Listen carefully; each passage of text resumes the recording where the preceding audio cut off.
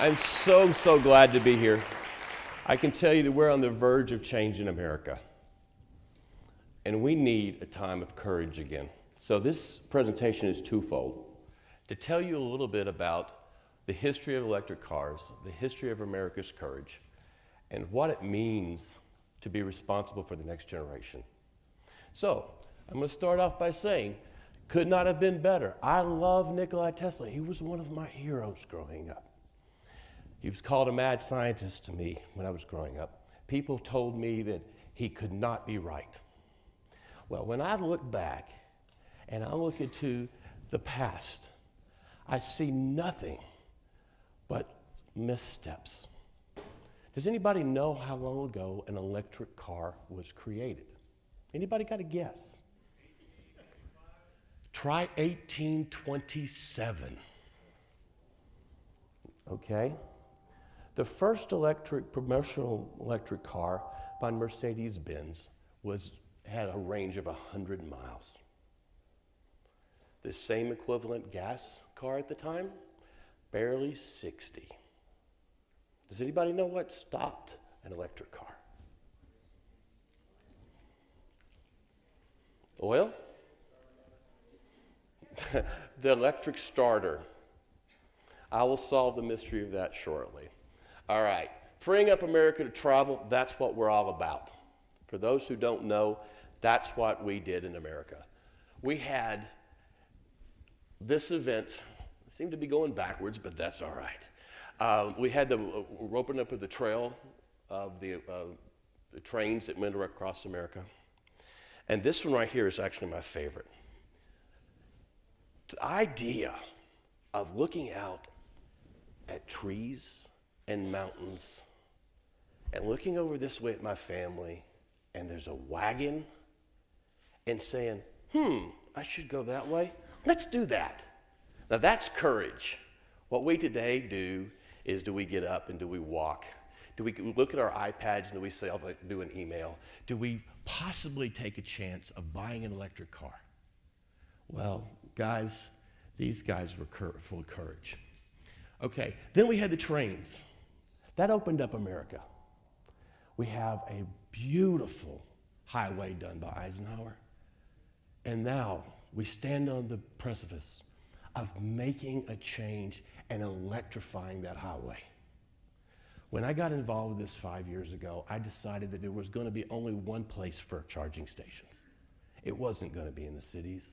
It was connecting this great country to set ourselves on a vision, a transportation mecca of the way we were when I was a young child. My mother would grab me by the nape of the neck, put me on the road, and I would see nothing but the back of the chair until she let us out of the Stuckies. All right, so change is inevitable, but progress is optional. Now, the only constant in this world is change, and we've got to stop fighting that. This country was founded on nothing but. How do we change the world to a better place? How do we make this a better place to live? A more free place, a more engaging place? I would say that our progress is in our hands now. This is not a time of fear. Fear is wrong. All right, those are my favorite Stuckies. Does anybody know what Stuckies are? All right, Stuckies was the brilliant idea of a man who said, my children want to see this country. He put up these little buildings, and you'll recognize them. He put them up, and he said to the people, come, see this country.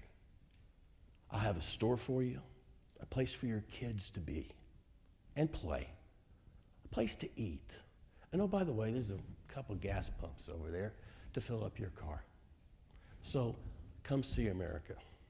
But over time, the cost of ownership of cars and the cost of transportation has gone up so much that we drive past these buildings to where this is what we have. How many people see these buildings today and that's what you see? The cost of transportation has gotten out of control. I had a Jag XK8, and I make this joke quite a bit. If it drove past the shop, it cost me $1,000. If it pulled in, it was 5,000. Now, I've had a Tesla for 4 years now. My total ownership cost in that car, including the power to drive it, is now approaching barely $3,000.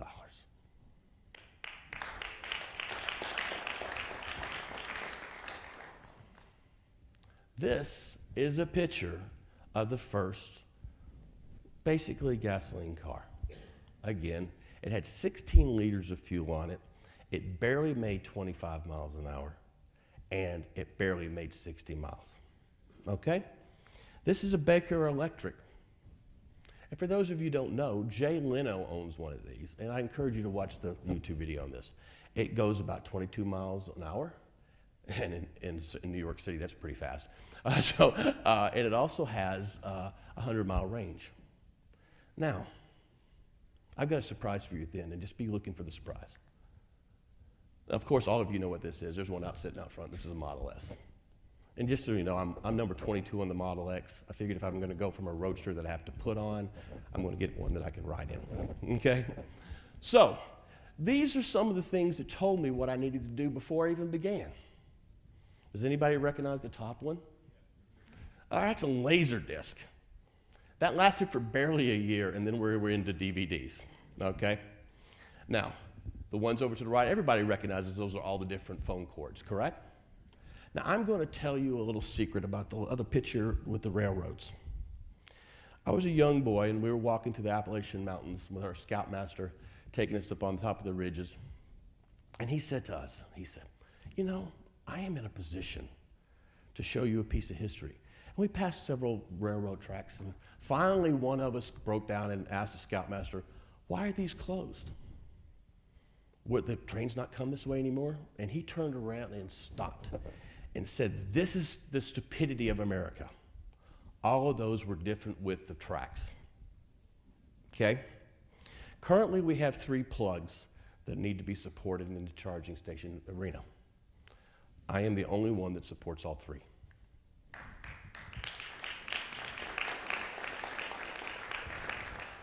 As an electric car, you have a gas station in your home. So why do we need to put so much infrastructure in the cities? You need to be freed up to travel, and that's what this is all about. And the courage that these people are having buying these cars early, this really defines my journey. First, they ignore you, then they laugh at you, then they fight you, and then you win.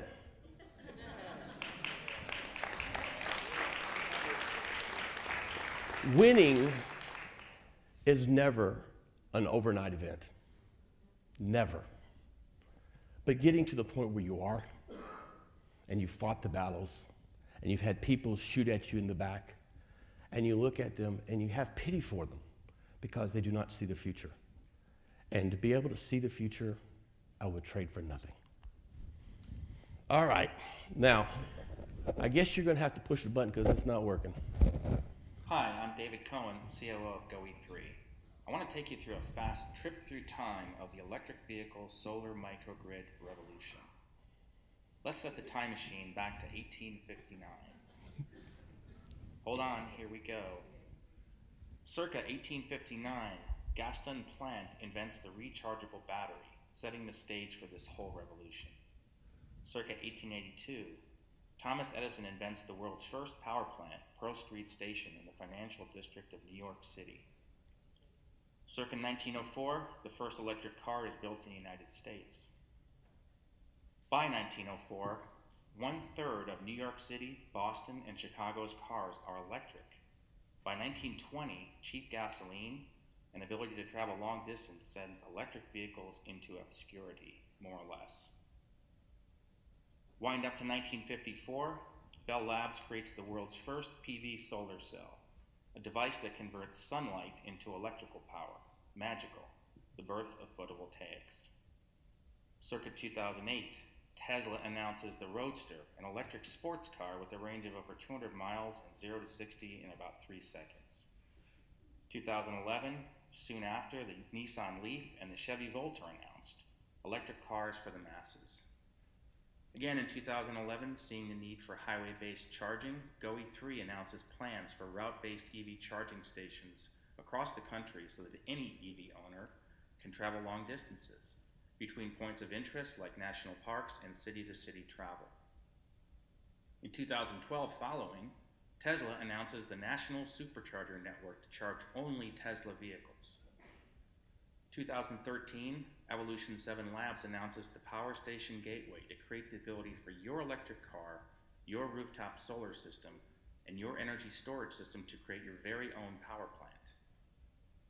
By 2014, it appears that there will eventually be solar everywhere, and in time, electric vehicles everywhere. Where is the missing link?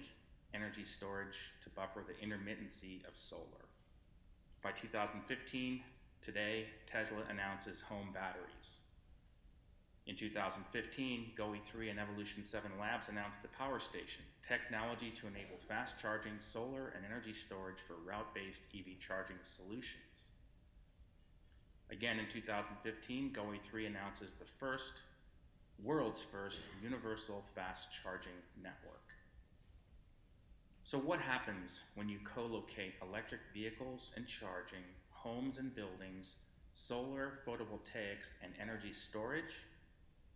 I call that solar microgrids. What happens?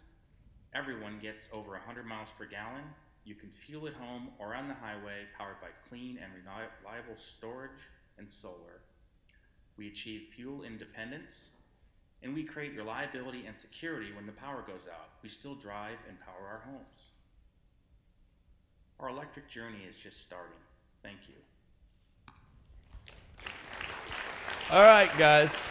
In the last 15 years, we have taken technology from a chance of possibly making it 200 miles, which, by the way, is bladder range. We have to 2015, and it's estimated by 2030, which is just looking back to Y2K, that we're going to have cars that are under $10,000 that were 200 miles range. Electric cars cost 1/3 that of internal combustion engines to own, operate, and build. Why do we want to keep paying the old ways?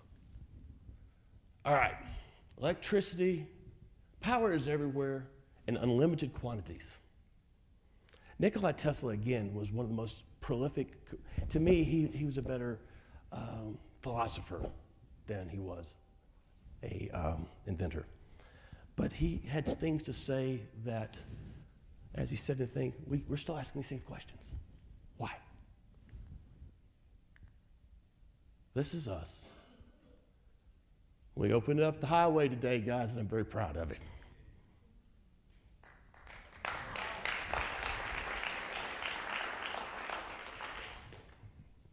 Change is the only constant that we know of. And what we can never change is the memories we develop together. And I mean this with everything that's in me. Being able to make the change with courage and with dignity reminds me of a speech that I saw as a 2-year-old child. And for those of you who know me, I have a video memory. I don't forget. I saw a black and white screen, maybe 12 inches, of a man saying, we choose to go to the moon and do the other things in this decade because they are hard, not because they're easy. And we should be doing that yet again. And I have no idea what happened to that America. We've become afraid, and we become lackadaisical in the way we approach things. We tear each other apart. My God, America was built on great men who came up with ideas that took us to the moon and have taken us to all the places that we've got in front of us. The future is in our hands, and we should do it. This, my friends, is Mrs. Ford charging her electric Model T back in the day. Okay? She did not want a regular car because it almost broke her arm the first time she did it. I alluded to something a little earlier of what it takes to travel on the expressways. I've tested this over 5,000 times. I would say to you that you should do this for yourself. What makes you stop on the expressway? And be honest. It's not gas. It's not food. It's that little thing called bladder. Okay? So we designed our stations to be every 35 to 45 miles and with places that people are already going to where they can support. We are here to develop the community and support the community. I want to bring back the days of cars where people saw, where people traveled, where people met each other, and we connected with each other again. I can tell you that is what Web 3.0 will be. No longer looking at our cell phones to connect, as Prince EA would say. I personally want to make this a journey of learning to see everyone again, learning to connect, walking through this country. I've traveled over 4 times across this country with an electric car behind me in an RV. And I will tell you, it is so open. They all want the cars. I get the same 3 questions. Does it come in a truck? Can I buy it now? And would you please put a charging station near me? And I thankfully can say yes to all 3. Okay? So anytime you hear somebody saying, the naysayers, that we do not build the cars that we want to build, we build the cars that America wants to buy. Call them on it. Say, that is bull. We are a country of advanced people. We are a country of people that will take off through the woods in a wooden wagon. Give us the future, don't give us the past. And with that, I would say thank you very, very much for your attention, and I had a great time being here.